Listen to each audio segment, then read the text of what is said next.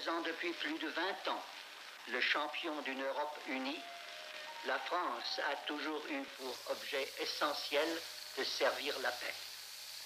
L'Europe n'a pas été faite, nous avons eu la guerre.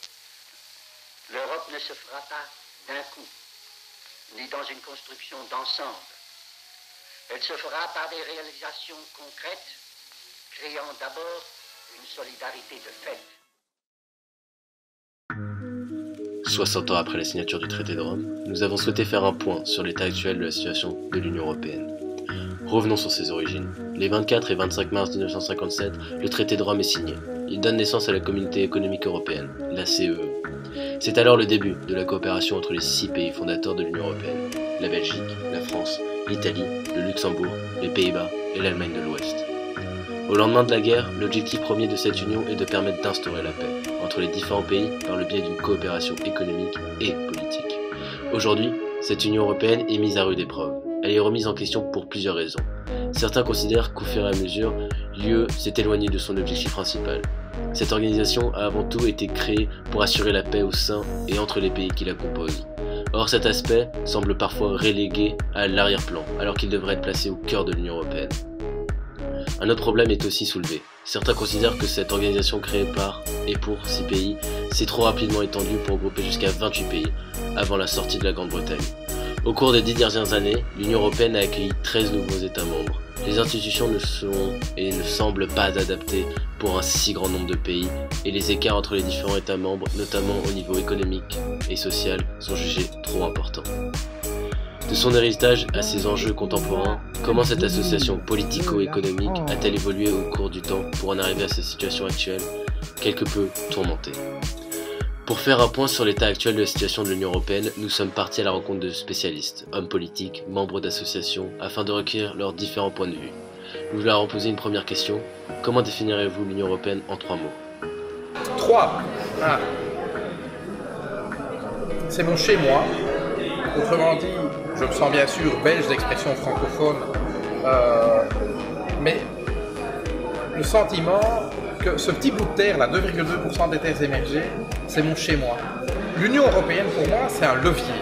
C'est un levier pour reconquérir de la souveraineté. La souveraineté n'est pas un vilain mot, c'est la faculté des êtres humains de prendre barre sur leur avenir. Et pour ça, nous avons besoin d'un effet de taille. Et cet effet de taille, enfin cet effet de masse, c'est l'Europe, c'est l'Union européenne qui nous le donne. Et enfin, l'unité et la diversité, c'est l'unité dans la diversité. C'est ce qui nous rend aussi uniques. On n'est pas les États-Unis. Moi, je chéris le fait que nous avons au sein de l'Union européenne 24 langues officielles et en fait un peu plus, si on pense au catalan, si on pense au luxembourgeois par exemple. C'est cette diversité qui pour moi est constitutive de l'ADN des Européens. Face aux nouveaux équilibres mondiaux qui se dessinent, comment l'Union européenne apparaît-elle comme une force ou un bouclier? Abordons le thème des migrants. L'Union européenne est confrontée à la plus grande vague de réfugiés depuis la fin de la Seconde Guerre mondiale. Si on s'intéresse à l'échelle de la planète, ce ne sont pas moins de 50 millions de personnes qui ont fui les conflits armés, les crises et les catastrophes naturelles, et cherchent asile dans une Union européenne déjà sous pression. En lien avec ce thème, celui de l'espace Schengen, qui regroupe plusieurs pays ayant décidé de la libre circulation des personnes et de l'harmonisation des contrôles des voyageurs. Entre avantages et inconvénients, la situation actuelle de la crise des migrants entraîne un questionnement de cet espace Schengen. Lorsque nous avons ce qu'il venait en tête lorsqu'on abordions le sujet de l'Union européenne et des migrants, voici ce qu'il en est ressorti.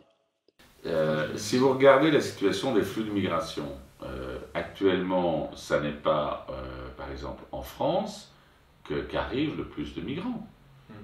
L'Allemagne en a accueilli 1 million et nous quelques dizaines de milliers.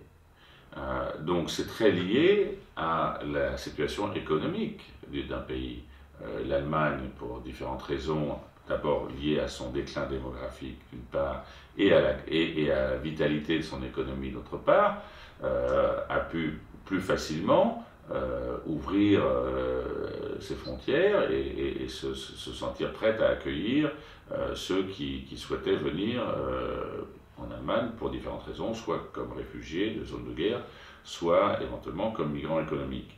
Et quant à la France, nous n'avons pas reçu le même nombre de migrants pour une raison simple, c'est qu'on n'a pas d'emploi à leur proposer dans une situation de chômage qui malheureusement sous le quinquennat de François Hollande a progressé de 600 000 chômeurs en ayant déjà eu une situation de chômage importante auparavant. Donc la conclusion, si on peut dire, sur ces questions d'immigration, c'est que c'est la faculté de chacun des pays de l'Union européenne de se trouver en position d'accueil de migrants, mais encore faut-il pouvoir également leur proposer une insertion dans la vie professionnelle et un emploi. Et donc tous ces sujets sont liés, et donc la proposition que fait François Fillon de définir à l'avance ou de faire définir par le Parlement une sorte de quota d'immigration annuelle me paraît aujourd'hui répondre à cette équation, c'est-à-dire quelle est notre capacité de recevoir et d'accueillir, et d'autre part de définir nos propres besoins en termes de main-d'œuvre, etc., comme le fait le Canada, qui est un bon exemple également, mais dans un esprit aussi d'accueil de réfugiés et de solidarité par rapport à des populations qui sont victimes de zones de guerre. Intéressons-nous désormais à l'un des événements majeurs qui marquent l'Union européenne, le Brexit. The British people have voted to leave the European Union.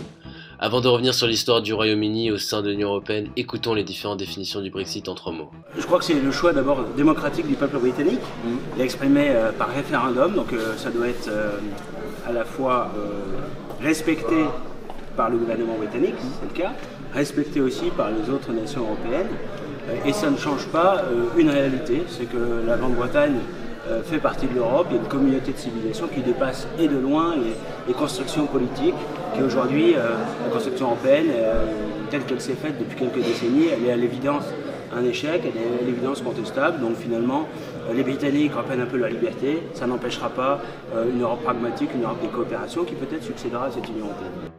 Le premier mot c'est rupture, c'est quand même la première fois qu'on a une rupture d'un pays de l'Union européenne par rapport au reste.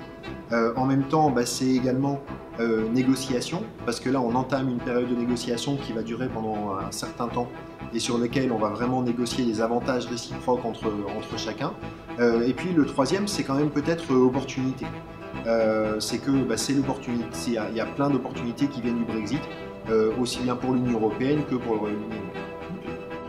Après un refus de faire partie des pays fondateurs de l'Union européenne et après le rejet par le général de Gaulle de la candidature du Royaume-Uni en 1961, dans ces conditions, à quoi pourrait aboutir ce qu'on appelle l'entrée de l'Angleterre dans le marché commun? le pays fait son entrée dans l'Union européenne en 1973. Britain has much to contribute to this process, and as members of the community, we shall be better able to do so. Cependant, l'engagement du Royaume-Uni au sein de l'UE demeure partiel. Après avoir été un élément moteur dans la construction d'une politique européenne de sécurité et de défense, le Royaume-Uni ne semble pas convaincu par la coopération économique qu'implique l'Union européenne. By suspending our membership of the exchange rate mechanism. Comme en témoigne son refus d'entrer dans la zone euro ou son opposition à la signature du pacte budgétaire en 2011, jugé nuisible à la protection de l'attractivité du pays, le Royaume-Uni ne souhaite pas prendre part à une union économique. Or loathe me. Don't bind my hands when I am negotiating on behalf of the British nation. 43 ans après son entrée dans l'Union européenne, le Royaume-Uni décide de laisser parole au peuple en organisant le 23 juin 2016 un référendum pour décider ou non du maintien du pays dans l'Union européenne. 3 years ago, I committed to the British people that I would renegotiate our position in the European Union and hold an in-out referendum.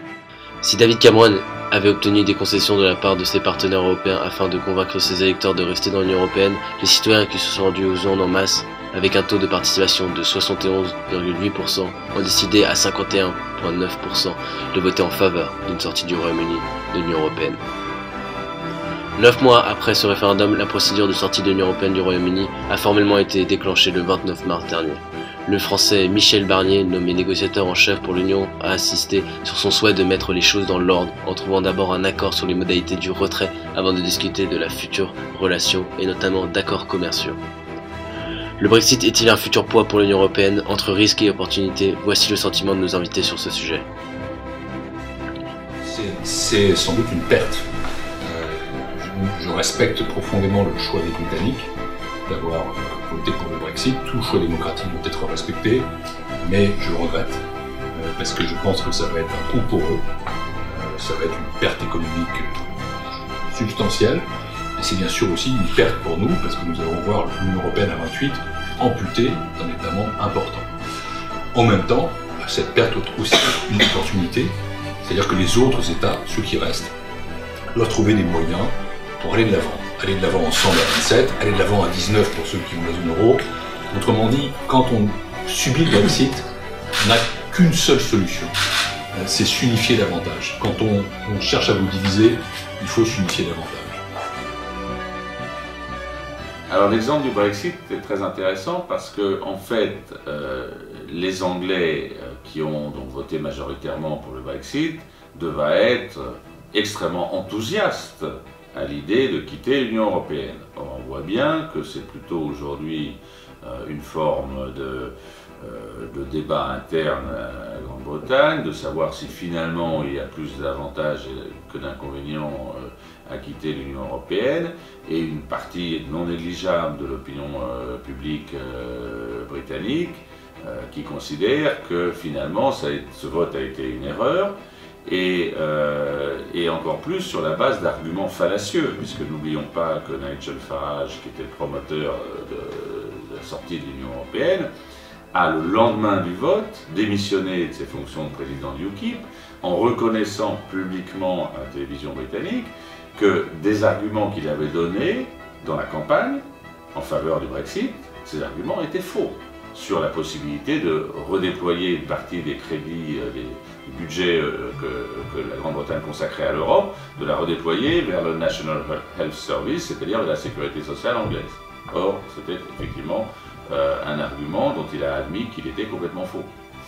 Voilà, donc je pense que la réalité actuelle de la négociation et du Brexit sont là pour nous montrer qu'il faut non seulement bien mesurer les inconvénients qu'il y aurait à sortir de l'Union Européenne. Le 3 février dernier s'est tenu le sommet de Malte. Si les sujets de l'afflux record des migrants ou de l'avenir de l'UE sans le Royaume-Uni ont été abordés, l'un des objectifs centraux de ce sommet a été, pour les dirigeants européens, de tenter de trouver une position commune face au nouveau président des États-Unis, Donald Trump. Ce nouvel arrivant à la Maison-Blanche semble plonger un peu plus l'Union européenne dans la tourmente. Le caractère nationaliste et isolationniste de ce dernier fait peser de lourdes menaces sur les alliances stratégiques et notamment sur l'OTAN. Avec un Donald Trump qui maintient sa ligne politique protectionniste, se réjouit ouvertement du Brexit et ne cache pas son euroscepticisme. With me, they'll always be treated fantastically well. Would we be front of the queue with a Donald Trump? Well, I don't want to say front or anything else. I mean, I'm going to treat everybody fairly, but it wouldn't make any difference to me whether they were in the EU or not. L'avenir de l'Union européenne et des relations transatlantiques inquiète. Il nous a donc semblé intéressant d'interroger nos invités pour qu'ils nous confient leur avis sur le couple Donald Trump-Europe. Monsieur Trump n'a pas mis l'Europe dans ses priorités. Monsieur Trump a eu des paroles dures sur l'Europe. Il considérait que le Brexit était merveilleux, qu'il fallait limiter. Monsieur Trump est devenu président des États-Unis. Il affirmera, j'en suis sûr, que l'Europe est un partenaire indispensable pour les États-Unis. Il reste encore du travail à faire. Je représente l'Union européenne de ce qu'on appelle le G20. J'étais à Baden-Baden le week-end dernier et j'ai vu que les États-Unis n'étaient plus aujourd'hui totalement dans le courant multilatéral, qu'ils étaient plutôt tentés par le protectionnisme, qu'ils refusaient de parler du changement climatique dans une conclusion du G20. Mais enfin, en même temps, c'est une administration qui commence, qui s'installe. Il faut lui laisser, ça dépend du point de vue duquel on se place, soit sa chance, soit le bénéfice du doute. Comme je suis plutôt quelqu'un d'optimiste et positif, je dirais sa chance. Et nous allons, montrer à M. Trump qu'il a besoin de nous. Alors la relation entre l'Europe et les États-Unis, et plus spécifiquement avec la nouvelle administration américaine, est un sujet intéressant pour notre Union européenne, c'est-à-dire que c'est l'occasion de démontrer qu'évidemment les États-Unis ont besoin d'avoir en face d'eux un interlocuteur de poids. sur des sujets stratégiques, notamment les relations internationales et les questions de sécurité et de défense. Le fait d'avoir un Premier ministre ou une Première ministre britannique d'un côté, une chancelière allemande de l'autre, un président français qui ne se représente pas au bout d'un mandat, enfin, tout cela, on voit bien, contribue à affaiblir la parole de l'Europe et son poids, sa capacité à jouer un rôle au niveau international. Et évidemment, l'administration autour de Donald Trump ne pourrait que se satisfaire de cet affaiblissement de l'Europe. Quand bien même, d'ailleurs, les États-Unis sont aussi, dans certaines situations, un facteur de déstabilisation de l'Europe. Je pense notamment à leur position vis-à-vis de la Turquie et de l'Union européenne. Les États-Unis ont souvent, à mon sens, à tort, joué la carte de l'Union européenne et de la Turquie pour essayer d'interférer dans un processus où ils n'avaient pas à le faire. Je pense que c'était, de ce point de vue-là, une démonstration d'une incompréhension de ce que pouvait ou ce que devait représenter l'Union européenne et la place de la Turquie n'était pas bienvenue. De toute façon, vous pensez que les États-Unis pourraient économiquement, politiquement, s'en sortir sans l'Union européenne. Ils n'ont pas besoin des relations... Il faut, si vous voulez, regarder les relations commerciales et financières entre les États-Unis et l'ensemble de l'Union européenne. Ce sont des relations très importantes. Alors certes, si vous voulez, en dynamique, les relations commerciales entre la Chine et les États-Unis ont été plus en progression, bien évidemment, que ce qui représente aujourd'hui la situation commerciale entre les États-Unis et l'ensemble de l'Union européenne, mais nous sommes le partenaire privilégié des États-Unis et de l'économie américaine. Le nombre de grandes entreprises américaines implantées dans l'Union européenne, c'est beaucoup plus important que ce qui existe encore aujourd'hui entre les États-Unis et la Chine. Donc les États-Unis, on doit faire évidemment extrêmement attention à ce que leur relation reste une relation de très grande coopération sur beaucoup d'enjeux, parce qu'ils ont besoin aussi de l'Union européenne pour exporter certains produits. De par un euroscepticisme grandissant, on peut constater que l'Union européenne semble profondément remise en question. Avec notamment la montée considérable du populisme et des extrémismes dans la plupart des pays européens, en France, mais aussi en Autriche ou aux Pays-Bas, à quelle menace est exposée l'UE? Est-elle en danger? Revenons sur la montée du Front National en France. En vue des élections présidentielles qui se tiendront les 23 avril et 7 mai prochains, quel est le ressenti sur la place de la France dans l'Union européenne de demain? Pour la première fois, une élection présidentielle française aura un vrai impact sur la place de la France dans l'Union européenne. Il y a au moins un parti qui propose de sortir complètement de l'Union européenne. Il y a au moins un parti qui vise à renforcer de manière forte la place de la France dans l'Union européenne et avoir un rôle de leadership. Et puis il y a un certain nombre de partis qui ont une position mitigée un peu entre deux. Et donc finalement, effectivement, le fait de voter pour un candidat ou pour un autre, ça aura un vrai impact sur la manière dont la France va se situer par rapport à l'ensemble des pays de l'Union européenne. Une chose que j'assume et que cette commission assume, c'est d'être une commission antipopuliste. Et je veux le dire ici, dans la région dont Mme Le Pen est l'élue. C'est là où elle est élue. Oui, il y a un danger pour l'Union européenne dans cette élection. Et ce danger s'appelle Marine Le Pen. Pourquoi? Tout simplement parce que son projet, c'est de sortir la France de l'Europe. C'est du coup de sortir aussi la France de l'euro.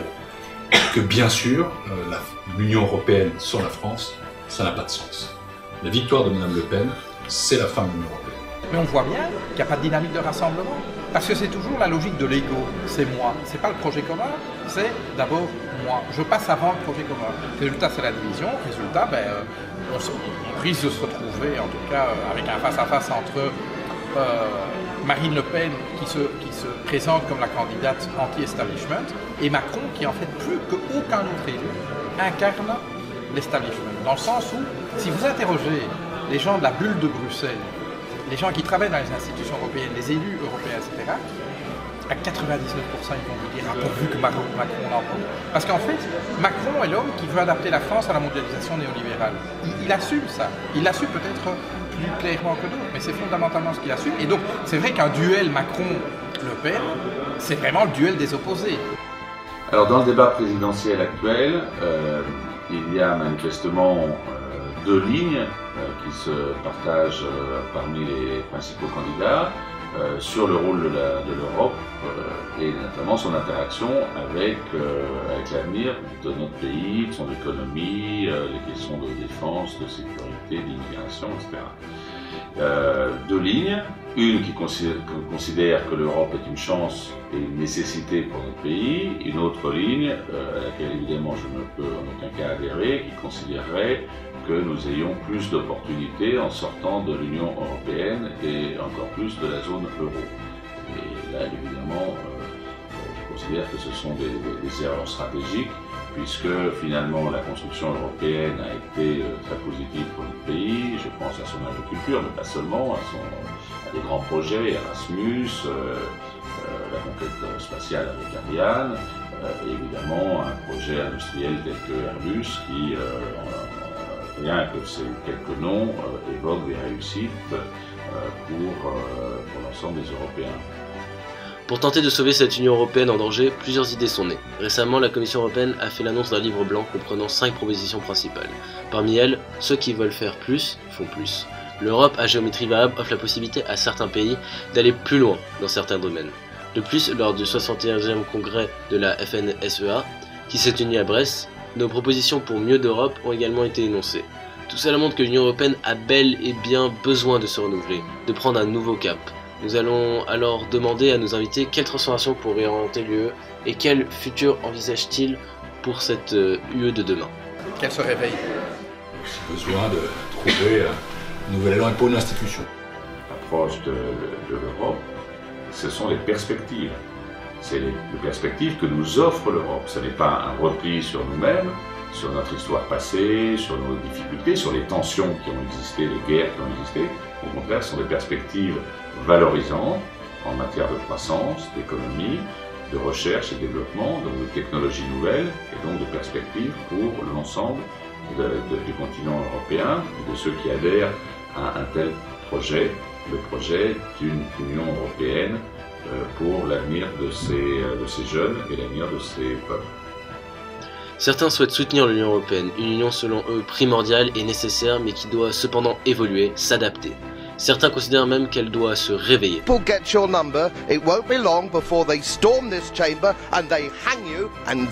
L'Union européenne a bel et bien un futur. En 1987, le programme Erasmus est créé. Ce dernier a permis à plus de 3 millions d'étudiants européens de pouvoir effectuer des années universitaires dans l'un des 33 pays européens qui font partie de ce projet. En 2014, Erasmus devient Erasmus+, et s'attend aux apprentis formateurs, demandeurs d'emploi, jeunes diplômés, collégiens et lycéens qui peuvent désormais bénéficier de ce programme européen. À l'occasion des 30 ans d'Erasmus, nous avons enquêté sur la place primordiale qu'occupe l'éducation au sein de l'Union européenne. Il y a deux choses qu'il ne faut pas que l'on vous dérobe, qui est l'héritage que vous recevez de l'Union européenne depuis 44 ans, que le Brexit n'attaquera pas ou ne doit pas attaquer. C'est Erasmus et c'est Schengen. Il faut que vous puissiez vous battre, parce que ça c'est l'héritage de la dimension européenne, puissance, unité, c'est votre héritage. Si vous laissez détruire Schengen, vous ne pourrez plus avoir la mobilité. Si vous n'avez plus la mobilité, vous ne pourrez plus avoir Erasmus. Et au bout du chemin, vous rencontrerez des conflits. Donc vous avez déjà, même si vous ne le savez pas, mais j'apprécie beaucoup, quand j'ai vu votre question, c'est probablement la question majeure. C'est-à-dire qu'en fait, vous êtes la dimension européenne telle que vous m'incitez à le dire, sur son avenir, il y a un héritage qui est en train de se transmettre. C'est-à-dire que votre génération, celle des étudiants d'aujourd'hui, se trouve en responsabilité de Schengen et d'Erasmus.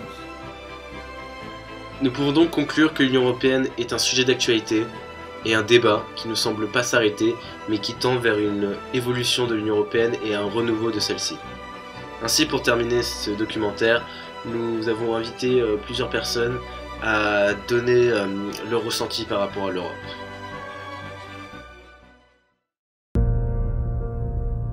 Donc, si j'ai un seul mot effectivement à souhaiter à l'Union européenne, c'est clairement la paix.